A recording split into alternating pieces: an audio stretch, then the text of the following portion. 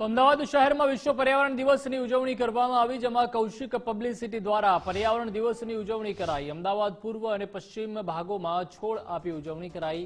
મોટાભાગના 4 રસ્તા ઉપર છોડ વિતરણ કરવામાં આવ્યા। કૌશિક પબ્લિસિટીની 40થી વધુ ટીમોએ છોડનું વિતરણ કર્યું। આ વર્ષે કુલ 7000 છોડ વિતરણ કરવાનું લક્ષ્ય નક્કી કરાયું હતું। કૌશિક પબ્લિસિટી દર વર્ષે છોડ વિતરણનો લક્ષ્ય વધારે છે।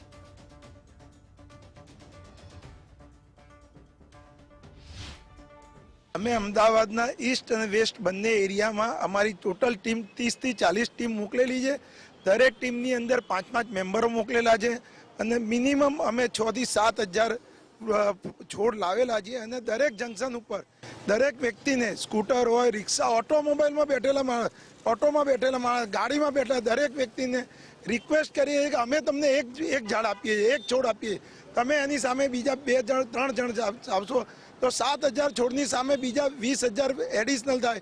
તો આ વર્ષે 20 થી 30000 જો છોડ અમદાવાદ શહેરમાં ઉગે તો જે આપણે જે પ્રમાણે વિચાર્યું છે, જે પ્રમાણે મોદી સાહેબનું, અમિત શાહ સાહેબનું વિચારસરણી છે કે ગો ગ્રીન કરાવીએ, અમદાવાદને ગ્રીન સિટી બનાવીએ, એ અમારો ઉદ્દેશ અમે દર વર્ષે આ રીતે જાળવી રાખીએ છીએ।